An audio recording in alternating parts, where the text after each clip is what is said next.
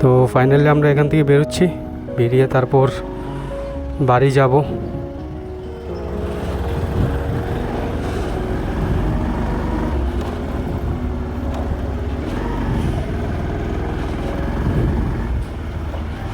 এই জায়গাটাতে পিকনিক করা হচ্ছে। এর আগে আমরা এসে এখানটাতে পিকনিক করেছিলাম, তখন প্রচুর জঙ্গল ছিল, এখন তো বেশ মোটামুটি ভালোই আছে এখানে। তো এখানে দাঁড়িয়ে আরেকটা কথা, যে পাশে এই যে দেখা যাচ্ছে বাংলাদেশ বর্ডার। আমার পাসপোর্ট তো বানানো হয়ে গেছে, তো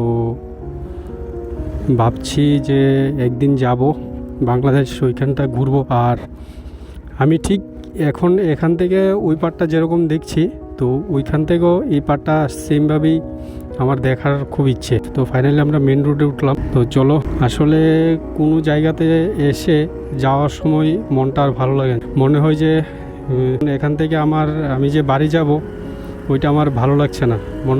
মনে হচ্ছে যে এখানে কিছু টাইম কাটিয়ে, একদিন দুদিন কাটিয়ে তারপর বাড়ি যাই। চলো, বাড়ি তো আমার যেতেই হবে, এখান থেকে আরও 40 কিলোমিটার যেতে হবে আমার বাড়িতে।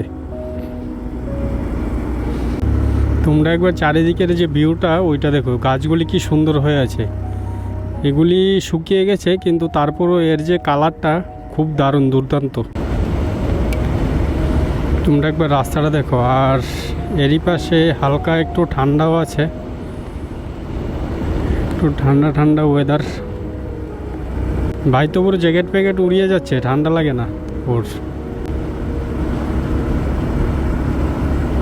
তো ফাইনালি আমরা যে আজকের একটা ছোট্ট ট্রিপ ওইটা কমপ্লিট হয়েছে। তো এখন আমি যাচ্ছি বাড়ি, বাকি যে দুজন ছিল ওরা চলে গেছে একটু আগে। তো ফাইনালি ট্রিপটা কমপ্লিট করে এখন যাচ্ছি বাড়ি।